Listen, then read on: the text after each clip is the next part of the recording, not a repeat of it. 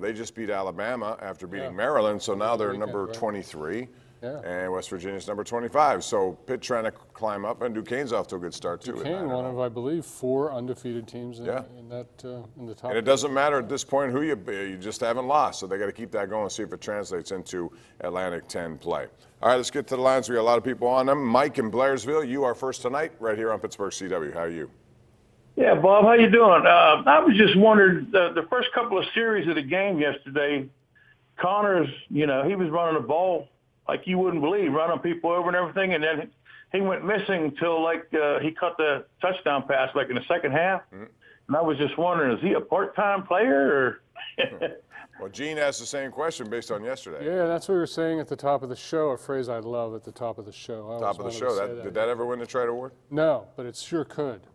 Yeah, I mean, this is my observation exactly. I mean, they're treating him like a part-time player where he's really, possibly their only viable option at running back. Benny Snell has done a nice job when he's been pressed into doing it, but, he's not James Conner, and the Steelers don't seem to be too interested in using James Conner extensively when they really could benefit from it, in my view. Yeah, and maybe he was on a pitch count, because he's coming back from an injury, whatever the case. But if he's cleared to play, then I would assume he's ready to go full bore, and you'd expect him to get, and I would expect that this coming week against the Jets, who will counter with Le'Veon Bell, who had his best game yesterday.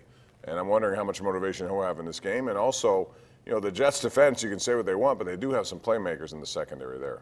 Yeah, the Jets have, kind of saved their season to an extent. It looked like it was going to be a complete disaster right from the start, but, they've won 4 or 5, and, what makes Le'Veon Bell motivated is a complete mystery to me. I mean, he might run for 200 yards, he might do nothing, I don't know.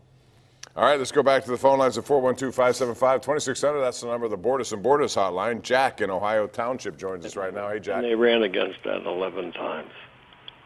Jack. Yeah. What's up, Jack?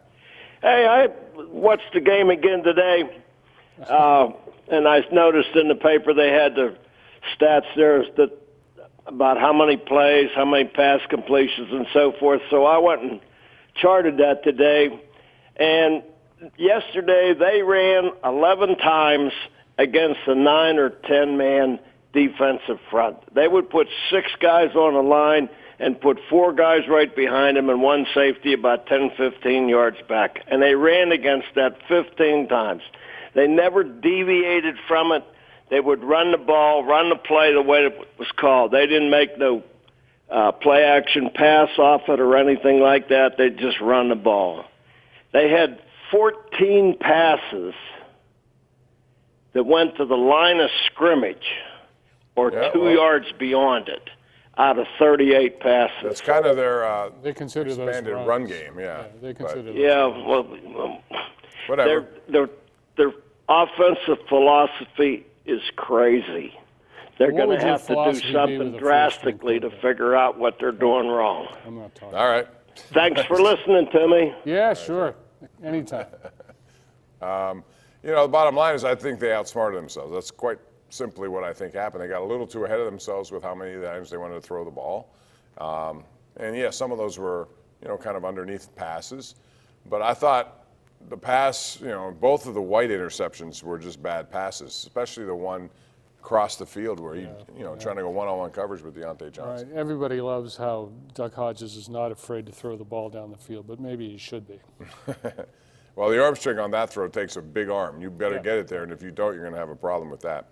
All right, as we told you, the Steelers are in a situation where they still can get into the playoffs with 2 wins. Or 1, or none, actually. Well, we'll see how that goes. But if they control it, they don't have to worry about anything if they win the next 2 games. Right. Let's go to Don in Mount Washington, right on that Borders and Borders hotline. Hey, Don.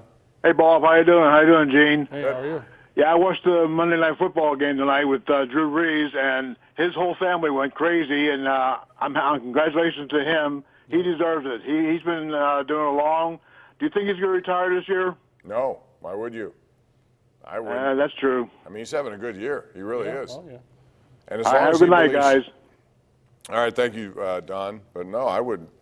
And we talked about Larry Fitzgerald today a little bit on the radio. I don't know about you, but I think if I'm Larry Fitzgerald, he's close enough to make some records himself if he's motivated by that. He doesn't have to do it. However, He hasn't had a quarterback since Kurt Warner, who's as good as this kid. If he wants to hang around for Kyler Murray a little bit and see what happens. I don't see any drop-off in either of those players. No, not at all. They're in good shape. That's what you do. Let's go to Bob, actually Carol in Bobtown. I was going to say Bob in Carrolltown as Gene got into my head earlier.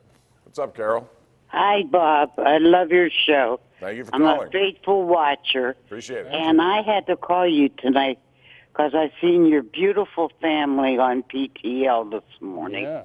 And that little granddaughter is absolutely beautiful. Well, thank you very much, and I know that Chelsea and Brandon are very proud of her. She's got a little personality, and thanks for watching today. We appreciate that. Yeah, Merry Christmas, Bob. Thank you, Carol. You too.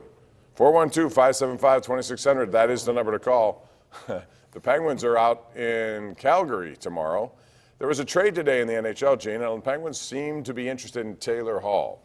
He was a former MVP of the league, the Hart Trophy winner with New Jersey. He's not had a good year. Got injuries last year. He's had a bad year this year. So the Devils have fallen apart. They fired John Hines. Yeah. They made a trade with Rick Tockett's team, and Tocchet picked up Taylor Hall. They seem to be pretty much all in Arizona right now. Yeah, they do, and I still think Taylor Hall is a heck of a player, and he'll make somebody happy. He's had a kind of a rough road here, but boy, what skills he has offensively. Yeah, and the Penguins were willing to talk about it. I wonder what it would have taken because they gave up a first-round pick, a conditional pick, and 2 prospects. Yeah, the Penguins would have had to come up with some, who knows what, but maybe it was too much, and Jim Rutherford didn't want to deal. I don't know the inner workings. All I know is that Taylor Hall's on his way to the Coyotes. We're going to take a break. We're on our way to a commercial. We'll do that. Come back with more of your calls at 412-575-2600. It is the Ireland Contracting Nightly Sports Call, powered by FanDuel Sportsbook. Back after this.